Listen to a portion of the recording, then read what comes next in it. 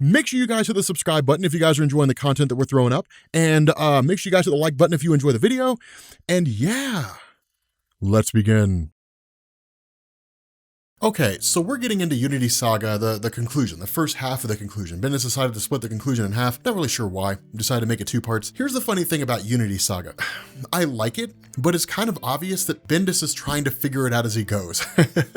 Because it's basically like a handful of story arcs that have all kind of been folded into a singular event, right? And it's one of the things he said. He said that there's a lot of pressure in writing Superman. Not really sure where that pressure comes from because Superman doesn't really sell that well. I guess maybe because it's just Superman. That's where the pressure comes from. But regardless of the circumstance, what we had, and really in the beginning of Unity Saga is you basically had the father of Superman, Jor-El basically returning, right? And it was like, okay, what in the world's going on? And the idea was, I want to take your son and I want to take him into the galaxy and I want to show him what the legacy of Superman means. And so that's kind of where Jonathan went. Then he just disappeared and then he reappeared. And it was like, okay, so that's pretty cool. And then you basically go into this idea that Rogol-Zar, a villain who I never really cared much about from the Action Comics storyline, I think, or maybe it was the first arc in Superman, that basically dealt with the fact that he had destroyed Krypton and that there was this kind of ongoing conspiracy among these various races, that led to Krypton's destruction. It was kind of an ongoing theme. And then of course that runs into Superman basically encountering Rogol-Zar again. It kind of bounces all over the place. In reality, this could have been multiple story arcs, but instead it was all just sort of mashed together. And for Brian Michael Bendis, that's par for the course.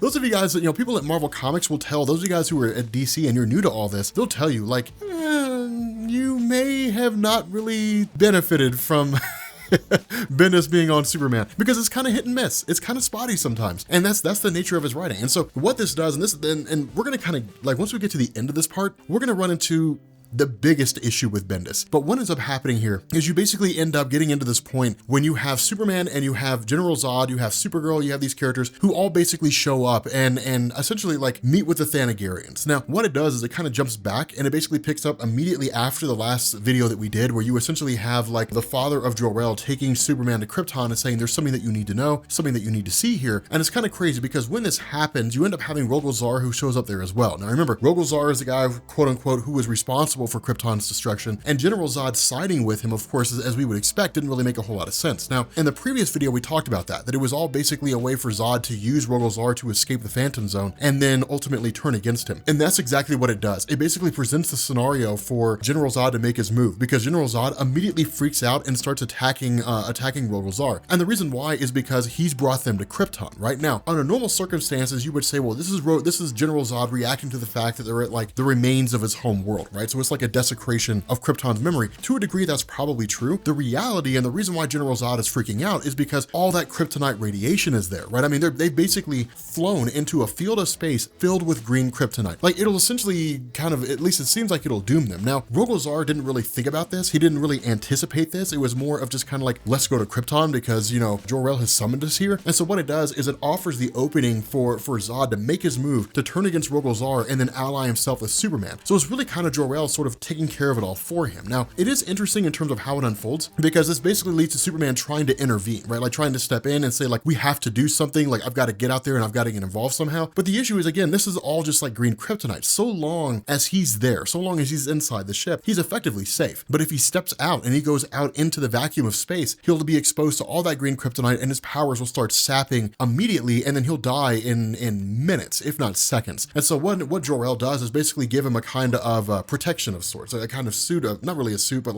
a shield of sorts that allows him to go out into space and then to grab General Zod and say we have to leave, we have to get out of here because if we don't, we're going to die. Now, the reality is that they want to destroy Rogol-Zar, right? That's the intention, is to eliminate Rogol-Zar, to destroy him, to get rid of him, because for Zod, he's the guy who led to the destruction of Krypton. For Superman, he's his major enemy now. The only real way to stop Zar is to get rid of him, to kill him off. And so it's kind of a cool thing because what you end up having, of course, is Superman, you've got General Zod, and then you have Supergirl who steps in along with Jonathan Kent and Crypto, and they start taking it to him, right? They start taking it to Rogol-Zar, and it seems with the intention of killing him. The issue is that they're immediately met by the Blackguard of the Thanagarians. Now, the Thanagarian Blackguard is no laughing matter, right? These are guys you don't scoff at. And anybody who knows, all the fans of Hawkman and Hawkgirl who were huge fans of their mythos, they'll tell you, the Blackguard is legit. They're pretty solid. They're the elite fighting force. They're the ones that the Thanagarians send out when things are popping off or when somebody needs to be taken in, they're just way too powerful,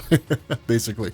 And so with the Blackguard of basically grabbing Superman, Supergirl, Jonathan Kent, and General Zod and them, and essentially like bringing them into Thanagar, what you end up having is Superman sitting down with everybody and saying, look, here's the problem, right? There's conspiracy here. Like all the information we've discovered over the years basically shows us there's conspiracy with the destruction of Krypton, that a lot of people were involved in the destruction of Krypton. Now, this is when we start to get into really the events of like Supergirl issue number 29, what's been going on in that story, and the reality in terms of why Krypton was obliterated. Now, this is one of the things that Bendis really got some backlash on. The destruction of Krypton and his father's attempt to save it is kind of like an absolute narrative, right? Like changing the basis behind the destruction of Krypton really on a whim that really sort of flies in the face of over, 70, 80 years of comic book history is not something fans really take lightly, right? It's making like a massive change. And so as a result of that, the way that Bendis played this out is he essentially copied the concept of the Illuminati from Marvel. And the idea behind this is that in Marvel Comics, you had the Illuminati like Tony Stark and Doctor Strange, Reed Richards of the Fantastic Four, Black Bolt, Name of the Submariner, Black Panther, going into Hickman's run, and Captain America originally, then I guess, kind of removed. Then you had Professor X, but the idea was to safeguard the Earth from threats and to do it secretly behind the scenes so nobody knew that it was them. What Bendis did is he created an organization called the Circle, which composed of one of the old Guardians of the Galaxy, somebody from the Thanagarians, a member of the 14 Sons named Gandello, and she's really the one responsible for all this, right? The idea behind it was that the Circle would essentially function in order to keep the peace across the universe, right? Or I guess across the galaxy or whatever space it is that DC wants to reference, and they would do it secretly behind the scenes, and nobody would know what it was that they were doing. The issue was that Gandello wanted to basically eliminate worlds that were considered to be worlds that would most likely bring war before they ever became a problem in the first place, right? To be exceedingly proactive, like stop the problem before it becomes a problem. And so as a result of that,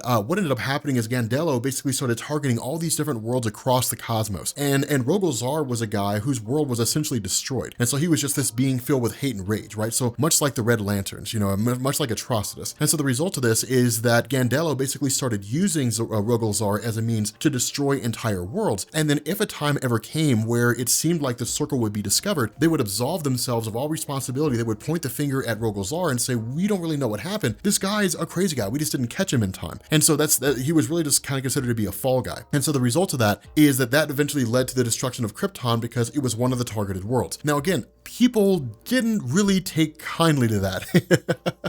People were kind of pissed. They were like, why is Bendis changing this, right? Because that's the thing. Bendis just sort of picks things and changes them for the sake of changing them. Now, having read comics for so long, I don't really care about things like that getting changed because eventually it'll go back, right? So I never really get upset about the fact that things changing, right? Like, it's like getting angry because the sun set. Well, the good thing is that it'll rise again here in the next little while. So, don't be too upset, but it's intriguing to me. But the result here is that with all this talk of conspiracy and this idea that so many hands were behind the destruction of Krypton, that's what Superman seeks to basically create here. Is he looks at this and he says the Circle was an organization that was hidden behind the scenes, nobody knew what was going on, and they effectively went through and just decided the fate of the universe for themselves, right? Like this world is a threat, that world's not a threat. And in reality, you can't have a singular group out there that operates secretly behind the scenes controlling everything. It can't work that way. That if there are sentient beings out there and these sentient beings inhabit a particular world, that in turn, they should have a voice, right? Everybody should have a voice. And the problem with this is that just because everybody has a voice doesn't mean everybody's voice matters. Everybody has a point to make, that's cool, but we ignore the schizophrenics with aluminum foil on their head because aliens are spying on them, right? We're like, okay, those guys don't get a voice. They kind of stay over there, and that's basically it. Anybody who comes to you and says like, that person deserves a voice, you should probably question whether or not that person deserves a voice at all, right? So the idea behind this is that it's really Jonathan Kent who essentially presents the idea, and he says on the planet Earth, we have what's called the United Nations. And the United Nations is basically a place where like all these different nations across the world can all simply come together and meet and then air their grievances or talk about things that need to be done. Now, the problem with the United Nations is that it's basically a toothless entity, right? You got like the UN forces. Nobody cares about the UN forces. They're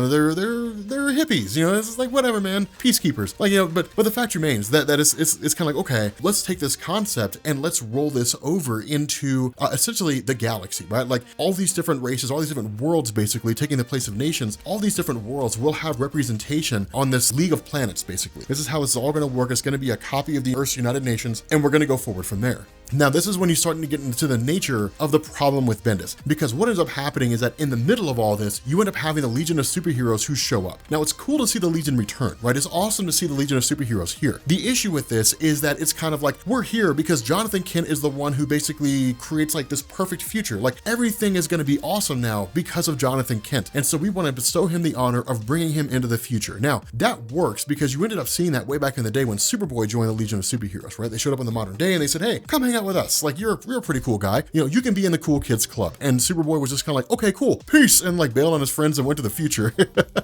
He was a dick. It's a cool thing, but it's sort of Bendis just kind of writing himself, you know, out of a hole basically, because the question would become like, where do you go from there? If you're creating like this united League of Planets, basically, you know, how's it going to work? How's it going to function? Are they all going to listen? What happens if they make it and it breaks down and dissolves within like 30 days? And then essentially 1 month later, the whole thing's done and everybody's back to warring again. Like, is it actually going to work? The cool thing about this and the benefit of this is we do get Jonathan Kent going to the future and basically joining the Legion of Superheroes. Now, if I'm being honest with you guys, if I'm a betting man, this is really where Bendis is going to shine, because Bendis is amazing when it comes to writing teenagers. I don't know what it is, but he is super good when it comes to writing teenagers. It's one of the reasons why I say Bendis should have been writing Shazam, but I guess Jeff Johns really wanted it. But like Bendis should have been the one writing Shazam, right? Like put Jeff Johns on Superman, put Bendis on Shazam, and then just go forward from there, because he would have written one heck of a story. Like it would have been awesome, as opposed to Shazam right now just kind of being the story that just won't end. But with that being said, guys, we're going to bring this video to an end. If you are new here to Comics Explained, make sure you guys hit the sub button to become part of the Rob Corps. If you guys enjoyed this video, make sure you drop a like, and I will catch you all later. Peace.